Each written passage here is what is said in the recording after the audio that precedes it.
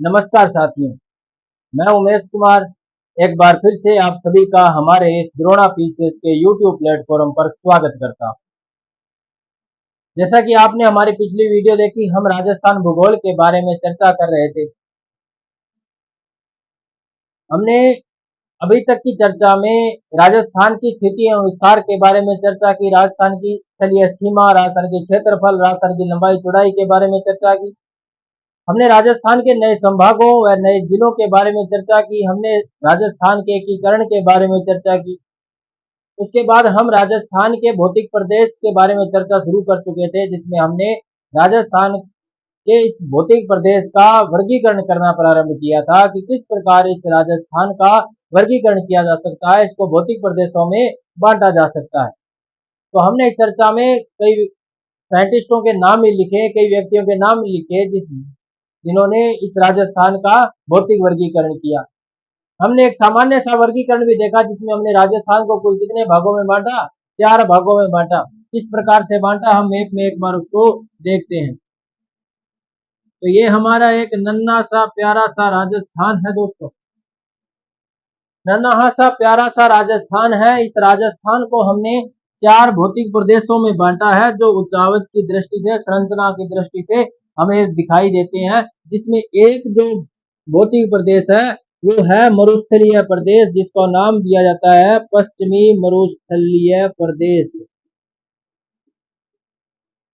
यह जो मरुस्थलीय प्रदेश है, शुष्क जलवायु वाला क्षेत्र है, रेतीला क्षेत्र है। जरूरी नहीं कि यह सारा का सारा रेतीला क्षेत्र है,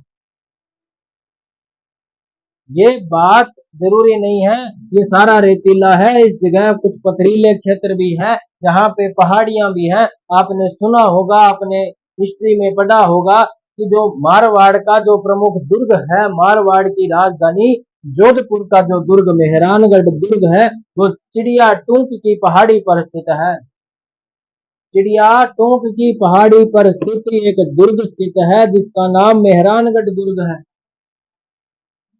आपने ये भी देखा होगा, बाड़मेर में छप्पन की पहाड़ियां हैं। हमने पीछे देखा, हमने अपनी पिछली वीडियो में देखा था कि बाड़मेर में क्या है? छप्पन की पहाड़ियां स्थित है। यदि आपने वो वीडियो नहीं देखी है तो आप हमारे YouTube चैनल पर जाकर के प्लेलिस्ट बाई प्लेलिस्ट में आप इसको देख सकते हैं। उसके बाद देखो, ये जो पश्चिमी मरुस्थल है, इसमें कुछ क्षेत्र ऐसा है जिसमें जो पथरीला है, कुछ ऐसा क्षेत्र है जो रेतीला है। इन दोनों के बीच में कुछ ऐसा क्षेत्र भी है जहां पे हमें कुछ पथरीला देखने को मिलेगा और कुछ रेतीला देखने मिलेगा, दोनों का मिश्रित क्षेत्र देखने को मिलेगा, वो भी है। तो जो मिश्रित जो क्षेत्र देखने को मिलता है उसका नाम लिया जाता है रेग। जो पथरीला क्षेत्र है उसका नाम लिया जाता है हमादा, और जो रेतीला मरुस्थल है उसका नाम दिया जाता है इर्ग। हम इस ये इर्ग क्या है, रेग क्या है, हमादा क्या है, इन सब के बारे में डिटेल से चर्चा करेंगे, विस्तृत चर्चा करेंगे। अब अपने आगे की क्लासों में इसके बारे में पूरी डिटेल से चर्चा शुरू करेंगे। हमने देखा कि राजस्थान के इस पश्चिमी प्रदेश को पश्चिमी मरुस्थलीय प्रदेश के नाम से जाना जाता है। उसके बाद आता है राजस्थान में पर्वतीय प्रदेश। विश्व की सबसे प्राचीन पर्वतमाला अरावली पर्वतमाला का ये जो क्षेत्र है, ये राजस्थान के लगभग बीच में स्थित है। ये राजस्थान को लगभग 2 भागों में बांटता है। राजस्थान की जलवायु का वर्गीकरण करता है, राजस्थान में वर्षा का वर्गीकरण करता है, राजस्थान में नदियों के जल का वर्गीकरण करता है। ये प्रदेश कहलाता है अरावली पर्वतीय प्रदेश। अरावली पर्वतीय प्रदेश, अरावली पर्वतीय प्रदेश है जो विश्व की सबसे प्राचीन पर्वतमाला है। इसके बाद आता है पूर्वी मैदानी प्रदेश। पूर्वी मैदानी प्रदेश जो गंगा, यमुना और उनकी सहायक नदियों द्वारा लाई गई जलोढ़ मिट्टी से निर्मित एक प्रदेश है। कौन सा प्रदेश है? पूर्वी मैदानी प्रदेश है। उसके बाद ये जो दक्षिण और पूर्व का ये जो प्रदेश है, ये जो भौतिक प्रदेश है, ये पठारी प्रदेश है। ये एक पठारी प्रदेश है जो भारत के सापेक्ष दक्कन के पठार का विस्तार माना जाता है, ज्वालामुखी से निर्मित माना जाता है। इसका नाम लिया जाता है दक्षिण पूर्व का पठार। दक्षिण पूर्व का पठार। तो इस प्रकार से हमने राजस्थान को 4 भागों में बांटा, इन 4 प्रदेशों में बांटा। इसका भौतिक वर्गीकरण जब हमने किया तो सामान्य से वर्गीकरण में हमने इस राजस्थान को कुल कितने भागों में बांट दिया?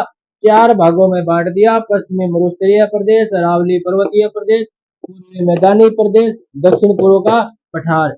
इस पश्चिमी मरुस्थलीय प्रदेश को हम मरु प्रदेश भी कह सकते हैं, पर्वतीय प्रदेश को हम मेरू भी कह सकते हैं, पूर्वी मैदानी प्रदेश को मेवात भी कह सकते हैं, दक्षिण पूर्व का जो पठार है हम इसको माल प्रदेश भी कह सकते हैं, माल प्रदेश भी कह सकते हैं। तो इस प्रकार से हमने इस राजस्थान को मरु, मेरू, माल और मेवात 4 भागों में बांटा। मरुस्थलीय, पर्वतीय, मैदानी और पठारी भागों में बांट दिया। अब हम एक एक भौतिक प्रदेश के बारे में पूरी विस्तार से चर्चा करेंगे। एक एक भौतिक प्रदेश के बारे में डिटेल से हम चर्चा करेंगे हमारी इस सेशन के अंदर। तो शुरू करते हैं आज के सेशन को। आज के सेशन का हमारा टॉपिक रहेगा पश्चिमी मरुस्थलीय प्रदेश। पश्चिमी मरुस्थलीय प्रदेश किस प्रकार से इसको राजस्थान से हम अलग कर सकते हैं, क्या इसमें व्यवस्था रहती है, किस प्रकार की विशेषताएं हैं, क्या इसके अंदर पाया जाता है, किस प्रकार से लोगों का रहन सहन है, किस प्रकार से यहाँ की वनस्पतियां हैं, किस प्रकार की यहाँ की भौतिक विशेषताएं हैं, कौन कौन सी नदियां हैं, कौन कौन से पहाड़ यहाँ पे पाए जाते हैं, हम उनके बारे में डिटेल करेंगे। किस प्रकार से लोग यहाँ पे रहते हैं हम उसके बारे में डिटेल से चर्चा करेंगे। तो चलो देखते हैं इसके बारे में। पश्चिमी मरुस्थलीय प्रदेश को देखेंगे कि किस प्रकार से इसको बांटा जा सकता है।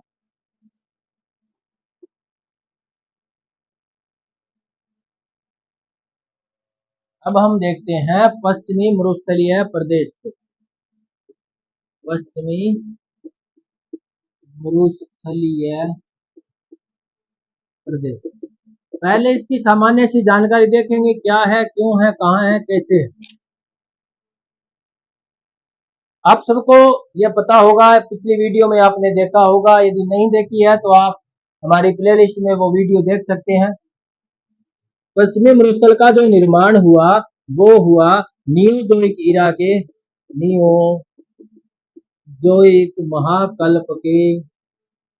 नियोजोइक महाकल्प या इसको चतुर्थक युग भी कहते हैं, चतुर्थक युग भी कहते हैं, क्वार्टरनरी इपोच भी इसको कहते हैं। इसमें एक कल्प आया था प्लिस्टोसिन, इसमें 2 कल्प थे, प्लिस्टोसिन और होलोसिन। तो ये जो प्लिस्टोसिन का ये जो काल है, इस वक्त इस प्रदेश में मरुस्थल का निर्माण हुआ, मैदानी भागों का निर्माण हुआ, मैदानी भागों का निर्माण हुआ, जिससे क्या बना, मरुस्थल बना। यदि पूछा जाए विश्व की सबसे प्राचीन भौतिक इकाई क्या है, भौतिक संरचना क्या है, तो विश्व की सबसे प्राचीन भौतिक संरचना की बात करेंगे, भौतिक प्रदेश की बात करेंगे, तो वो पर्वतीय प्रदेश होता है। अरावली जो पर्वत प्रदेश है, अरावली पर्वत है जो विश्व की सबसे प्राचीन पर्वतमाला है। यदि भौतिक प्रदेश की बात करें तो जो पर्वतीय प्रदेश होते हैं वो विश्व के सबसे पुराने माने जाते हैं। सबसे पहले पर्वतों का निर्माण हुआ, पर्वतों के निर्माण होने से यहाँ का जो जल क्षेत्र था, समुद्र क्षेत्र था, वो अपने मूल स्थान से पीछे हट गया और किसका निर्माण हो गया, मैदानों का। तो पूछा जाए दूसरी सबसे प्राचीन भौतिक संरचना क्या है, तो क्या होगी, मैदानी प्रदेश होगा। यदि पूछा जाए दूसरी सबसे प्राचीन भौतिक संरचना क्या है इस पृथ्वी पर, दूसरी सबसे प्राचीन भौतिक संरचना क्या है, तो कौन होगी, मैदान होगा। सबसे पहले कौन होगी, पर्वत होंगे। पर्वतों के उठने से ये जो जल क्षेत्र है, ये जो समुद्री क्षेत्र है, ये पीछे हटेंगे तो मैदान का निर्माण होगा। मैदान का निर्माण होगा तो जो नदियों द्वारा लाई गई जो मिट्टियां हैं वो इस मैदान में जमा होगी और अंततः ये एक क्या बन जाएगा, मरुस्थल बन जाता है। तो तीसरा सबसे प्राचीन यदि कोई भौतिक स्वरूप है तो कौन है, मरुस्थल है। पृथ्वी पर तीसरा सबसे प्राचीन भौतिक स्वरूप देखें तो कौन होगा, मरुस्थल होगा। प्लीस्टोसीन कल्प में निर्माण हुआ था, किससे निर्माण हुआ, तो 33 सागर से निर्माण हुआ दोस्तों, 33 सागर से निर्माण हुआ। यदि आप इसका प्रमाण पूछेंगे तो मैं इसका प्रमाण आपको बता सकता हूं। क्या प्रमाण है, तो पहला प्रमाण तो यही है कि मरुस्थल में पाई जाने वाली खारे पानी की झीलें, तो खारे पानी की झीलें, खारे पानी की झीलें। दूसरा, यदि आप मेरे से प्रमाण पूछते हो तो मैं जैसलमेर के एक गांव आकल गांव का उदाहरण देता हूं। आकल गांव, आकल गांव जहां से फॉसिल्स मिले हैं, जीवाश्म मिले हैं, जीवाश्म मिले हैं। ये आकल गांव जहां से क्या मिले हैं, जीवाश्म मिले हैं, जीवाश्म यहां से मिले हैं। ये जीवाश्म है जो व्हेल मछली के जीवाश्म है, व्हेल मछली के जीवाश्म यहाँ से मिले। एक गांव और है, उलधरा गांव भी है दोस्तों।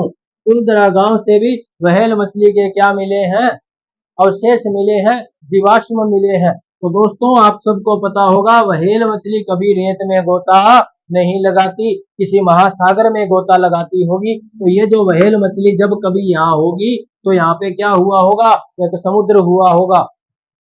तो यहाँ पे किसकी उपस्थिति हुई होगी, 33 सागर की उपस्थिति हुई होगी, जिसमें ये व्हेल मछली कभी आराम से गोता लगाया करती थी, इत्मीनान से गोता लगाया करती थी। जब ये 33 सागर पीछे हट गया तो इस व्हेल मछली का घर भी क्या हो गया, नष्ट हो गया, इसका आवास नष्ट हो गया, इसका हैबिटेट नष्ट हो गया।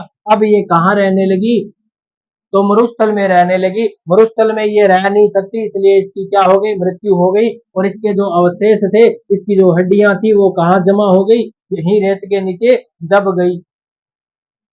इस प्रकार की ये स्थिति बनी। इस प्रकार से ये जो जीवाश्म यहाँ पे मिले हैं, उलदरा गांव में, आकल गांव में जो वुड फॉसिल्स मिले हैं, कुछ लकड़ी के ऐसे लट्ठे मिले हैं जो यहाँ पे बताते हैं कि कभी यहाँ पे क्या था, बहुत वनस्पतियां थी। आकल गांव में वुड फॉसिल्स मिले हैं, लकड़ी के लट्ठे मिले हैं। हम उनको देख के ये पता कर सकते हैं, ये बता सकते हैं कि यहाँ पर कभी घने वन हुआ करते थे, क्योंकि जब यहाँ से समुद्र पीछे हटा होगा, समुद्र पीछे हटा हुआ होगा तो यहाँ पे मैदानी भाग बने होंगे, नदियों द्वारा ये क्षेत्र सिंचित होता हुआ होगा, उपजाऊ होता हुआ होगा। तो इससे क्या हुआ होगा, यहाँ पे वन उपजे होंगे, यहाँ पे क्या हुए होंगे, वन हुए होंगे, पेड़ पौधे हुए होंगे, वनस्पतियां बनी होंगी। इन वनस्पतियों से यहाँ पे वर्षा हुई होगी। यहाँ पे कभी बहुत ज्यादा क्या होती थी, वर्षा हुआ करती थी। तो धीरे धीरे क्या हुआ, ये जो मैदानी प्रदेश था, यहाँ पर प्रकृति के सबसे खतरनाक दुश्मन, प्रकृति के सबसे खतरनाक दुश्मन मानव ने यहाँ पे क्या किया, प्रवेश किया दोस्तों। जब मानव का प्रवेश होने लगा तो ये जो बड़े बड़े पेड़ थे, मानव अपने रहने के लिए, अपने भोजन के लिए, अपने आवास के लिए, अपने कपड़ों के लिए, अपने वस्त्रों के लिए, इन सब का क्या करने लगा, दोहन करने लगा, इन पेड़ों को काटने लगा। इस मैदान को बिल्कुल साफ कर दिया इसने, मानव ने इस प्रकृति में जो ये पेड़ थे, जहाँ पे जो पेड़ थे, जो वनस्पतियां थी, इन सब का क्या कर दिया, विनाश कर दिया। जो उसके बाद छोटी छोटी जो झाड़ियां जो बची, मनुष्य ने अपने पालतू पशुओं को यहाँ पे चरने के लिए छोड़ दिया, अति पशुचारण किया, इस प्रकार से किया कि कोई नियंत्रण ही नहीं था।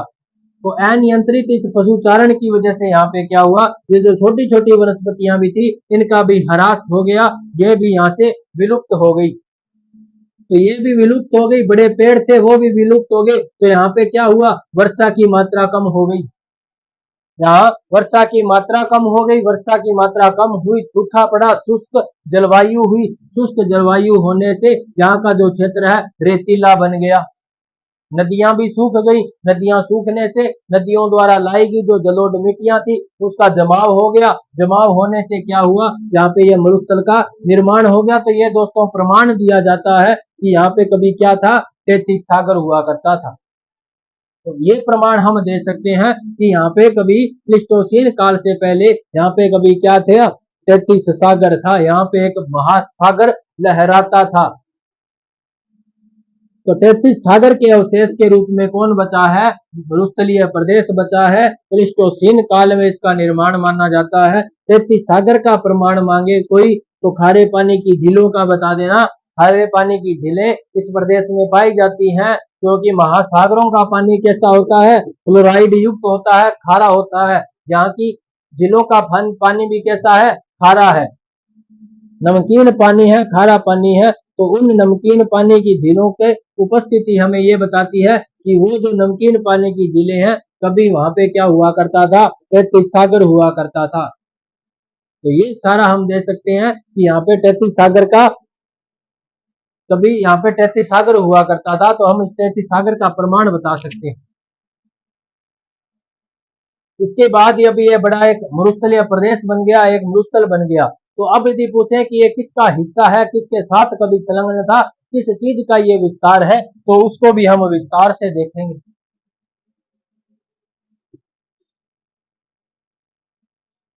ये जो पश्चिमी मरुस्थलीय प्रदेश है, ये विश्व के सहारा मरुस्थल का ही विस्तार माना जाता है। अफ्रीका महाद्वीप में जो सहारा मरुस्थल है, उसी सहारा मरुस्थल का क्या माना जाता है? विस्तार माना जाता है। सहारा मरुस्थल का विस्तार माना जाता है।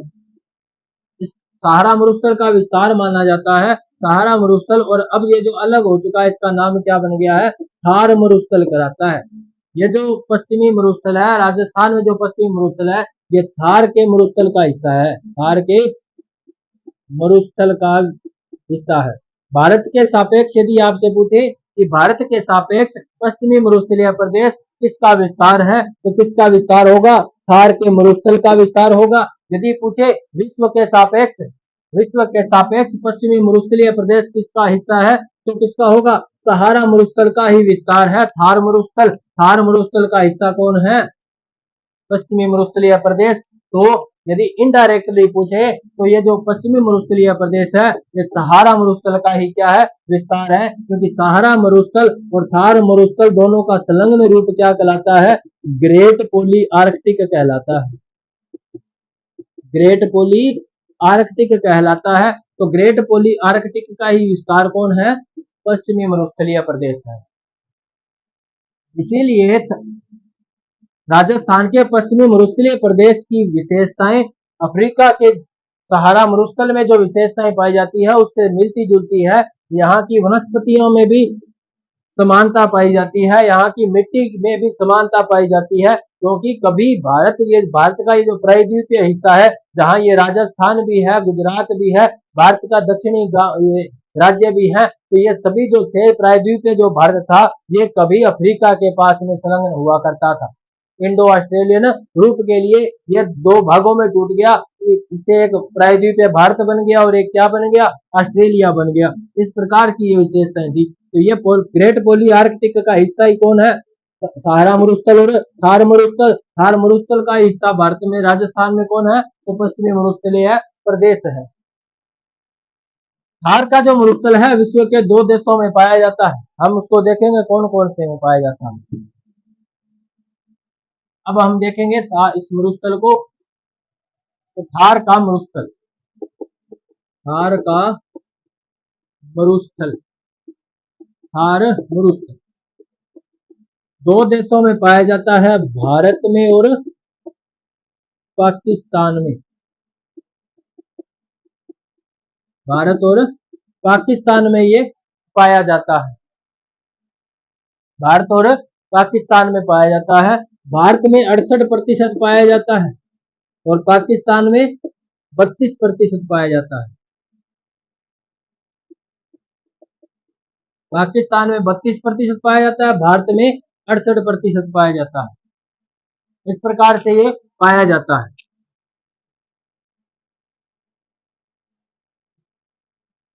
थार का मरुस्थल 2 देशों में पाया जाता है, 2 देशों में स्थित है, पाकिस्तान और भारत।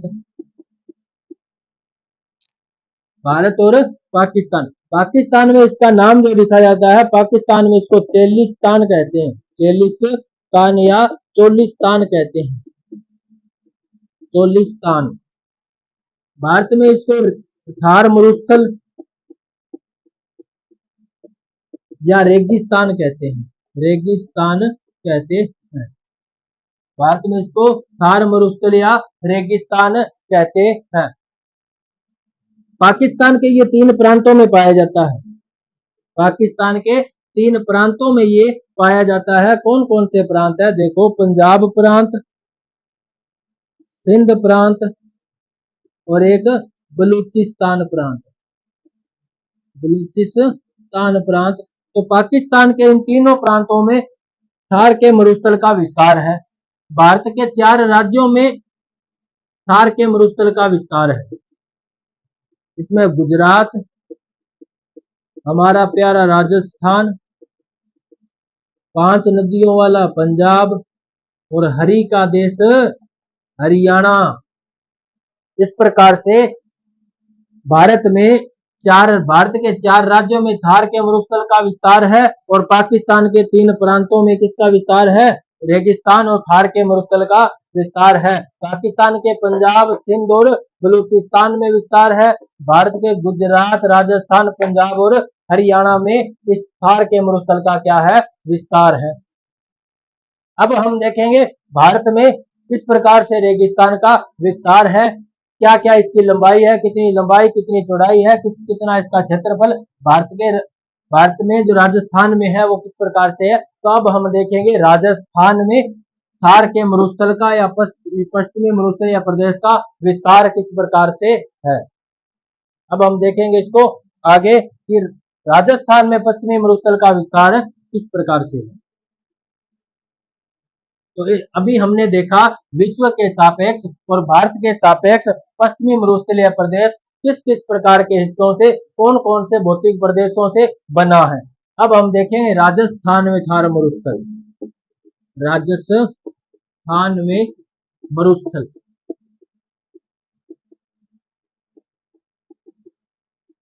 राजस्थान में मरुस्थल। तो राजस्थान में यह जो मरुस्थल है इसका जो क्षेत्रफल है, कुल राजस्थान का जो इसमें क्षेत्रफल पाया जाता है वो है 1,75,000, 1,75,000 वर्ग किलोमीटर क्षेत्र में क्या पाया जाता है दोस्तों? ये पश्चिमी मरुस्थलीय प्रदेश पाया जाता है। राजस्थान के कुल क्षेत्रफल 3,42,239 वर्ग किलोमीटर क्षेत्रफल में से 1,75,000 वर्ग किलोमीटर क्षेत्रफल में पश्चिमी मरुस्थलीय प्रदेश का विस्तार है। ये राजस्थान के कुल क्षेत्रफल का 61.11% हिस्सा है। 61.11% हिस्सा है दोस्तों, 61.11% हिस्सा है, जिसके अंदर जिला पुनर्गठन से पहले के 12 जिले शामिल हैं। जिलों का जो पुनर्गठन हुआ है, जो नए जिले बने हैं, उनसे पहले ये जो पश्चिमी मरुस्थलीय प्रदेश था इसका विस्तार 12 जिलों में था। वर्तमान में यदि देखें जिलों के पुनर्गठन के पश्चात यदि देखें तो 19 जिलों में इसका विस्तार है। 19 जिलों के अंदर इसका विस्तार है। अभी हम देखेंगे जो पुराने जिलों के हिसाब से देखेंगे, नए जिलों का अभी तक हम नहीं देखेंगे, क्योंकि जब तक नए जिले राजस्व विभाग के मैप में उनके डिटेल नहीं आती तब तक हम क्या देखेंगे? पुराने जिलों के बारे में ही देखेंगे। अभी तक हमारे जो भी एग्जाम होंगे, आगे हमारे जो भी एग्जाम होंगे उन सब में कौन से क्वेश्चन हमें देखे जाएंगे? पुराने जिलों से ही देखे जाएंगे। तो इस पर इसी देखेंगे, हम इनके बारे में भी देखेंगे लेकिन इतना डिटेल से नहीं देखेंगे। तो अब हम देखते हैं इसका क्षेत्रफल हमने देख लिया कितना है। कुल राजस्थान के क्षेत्रफल का 61.11% राजस्थान में क्या है? पश्चिमी मरुस्थलीय प्रदेश का विस्तार है, जो 1,75,000 वर्ग किलोमीटर क्षेत्रफल में विस्तारित है। जिलों के पुनर्गठन से पहले के जिलों के बारे में बात करेंगे तो कुल कितने जिलों में पश्चिमी मरुस्थलीय प्रदेश का विस्तार है? तो 12 जिलों में विस्तार है। नए जिलों के जोड़ के यदि पूछे जाए तो 19 जिलों में इसका क्या है? विस्तार है। कौन कौन से जिले हैं वो भी हम डिटेल से देखेंगे, किस जिले में सबसे ज्यादा है, किस में सबसे कम है, ये भी हम डिटेल से देखने वाले हैं। इसके बाद हम देखते हैं इस मरुस्थल की लंबाई कितनी है, चौड़ाई कितनी है, ढाल किस प्रकार से है, वो भी हम इसमें देखेंगे। अब हम देखते हैं इसकी लंबाई और इसकी चौड़ाई के बारे में। यदि हम लंबाई की बात करें तो एक मैप बना लेते हैं। तो ये हमारा छोटा सा प्यारा सा राजस्थान है, जिसमें ये हमारा क्या है, पश्चिमी मरुस्थलीय प्रदेश है। यदि हम इसकी चौड़ाई की बात करें तो इस प्रकार की चौड़ाई को हम देखेंगे। जो चौड़ाई कैसे होगी, उत्तर पश्चिम से लेकर के दक्षिण पूर्व तक की जो चौड़ाई होगी वो क्या रहेगी, इसकी चौड़ाई रहेगी। तो थार मरुस्थल की यदि चौड़ाई की बात करें, इसकी दिशा मानेंगे उत्तर पश्चिम से दक्षिण पूर्व, तो इसकी जो चौड़ाई है वो लगभग कितनी है, 300 किलोमीटर है। यह जो चौड़ाई कितनी है, 300 किलोमीटर की चौड़ाई है। 300 किलोमीटर के इस क्षेत्र में तो क्या किसका विस्तार है, तो थार इस पश्चिमी मरुस्थल का विस्तार है। उसके बाद में हम देखते हैं इसकी ये जो लंबाई है, उत्तर पूर्व से लेकर के दक्षिण पश्चिम तक की ये जो लंबाई है ये कितनी है, तो ये है दोस्तों 640 किलोमीटर। यदि हम इसकी लंबाई की बात करें तो लंबाई को हमने किस प्रकार से देखा, उत्तर पूर्व से दक्षिण पश्चिम की ओर। तो उत्तर पूर्व से दक्षिण पश्चिम की ओर तो कितनी है, 640 किलोमीटर की यह लंबाई है और 300 किलोमीटर की इस पश्चिमी मरुस्थलीय प्रदेश की क्या है, चौड़ाई है। इस प्रकार से हमने देखा कि राजस्थान में जो पश्चिमी मरुस्थलीय प्रदेश है वो राजस्थान के कुल क्षेत्रफल का 61.11% हिस्सा रखता है। 1,75,000 वर्ग किलोमीटर क्षेत्रफल में ये राजस्थान का ये जो पश्चिमी मरुस्थलीय प्रदेश है विस्तारित है, जिसकी चौड़ाई की बात करें तो उत्तर पश्चिम से दक्षिण पूर्व तक की जो चौड़ाई कितनी है, 300 किलोमीटर है। लंबाई की बात करें उत्तर पूर्व से दक्षिण पश्चिम तक की लंबाई कितनी है, 640 किलोमीटर है। अब हम देखेंगे दोस्तों इसकी ढलान किस प्रकार से है। तो ढलान इसकी होगी पूर्व से पश्चिम की ओर, उत्तर से दक्षिण की ओर।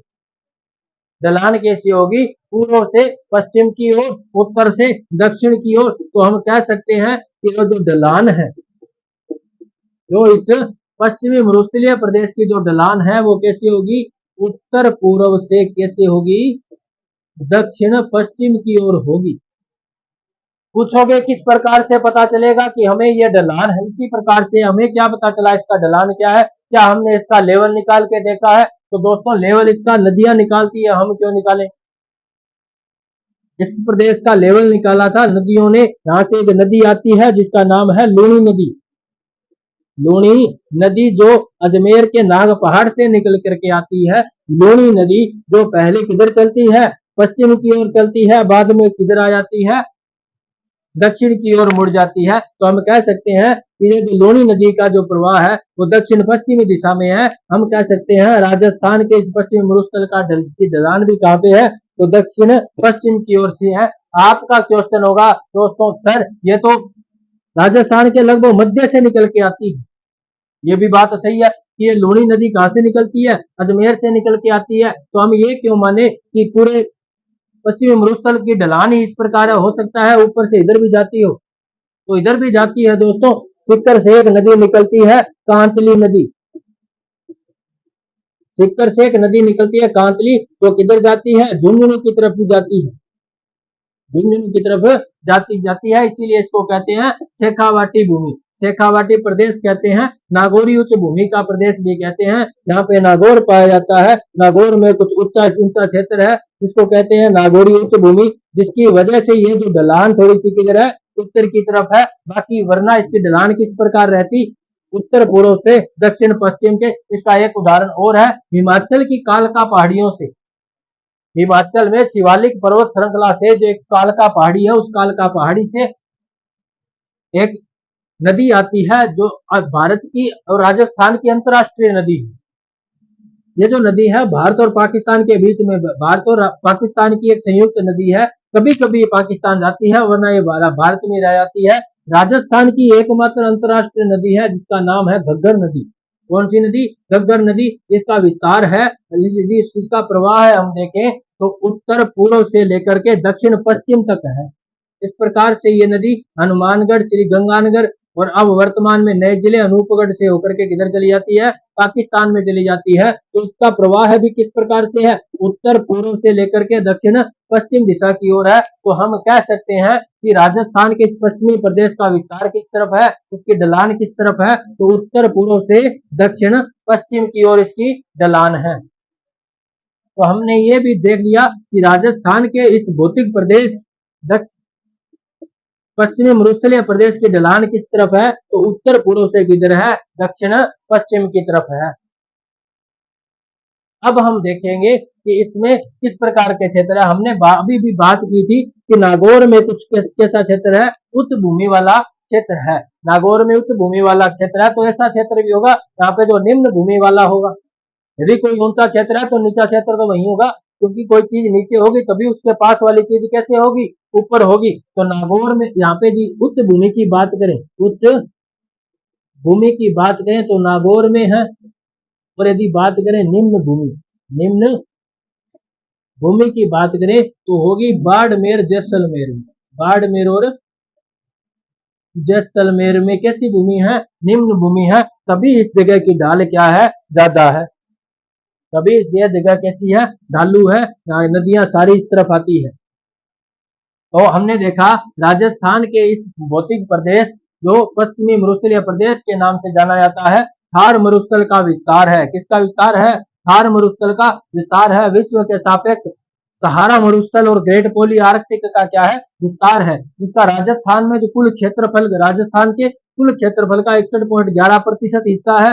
1,75,000 वर्ग किलोमीटर में यह क्षेत्रफल है। उसके बाद इसकी लंबाई चौड़ाई में हमने देखा, चौड़ाई इसकी उत्तर पश्चिम से दक्षिण पूर्व की ओर कितनी है, 300 किलोमीटर है।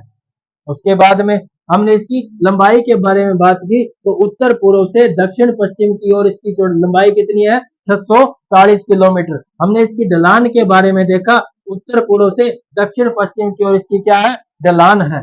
उच्च भूमि कौन सी है, तो नागौर में है। निम्न भूमि कहाँ है, तो बाड़मेर और जैसलमेर में है। यह था इसका एक सामान्य सा वर्गीकरण, सामान्य सा रूप था जो आज हमने देखा। इसके बाद हम इसके जिलों के बारे में देखने वाले हैं। आप देखेंगे कि इसमें कौन कौन से जिले शामिल हैं, पहले कौन कौन से थे, नए वर्तमान में कौन कौन से बने हैं, वो भी हम देखने वाले हैं।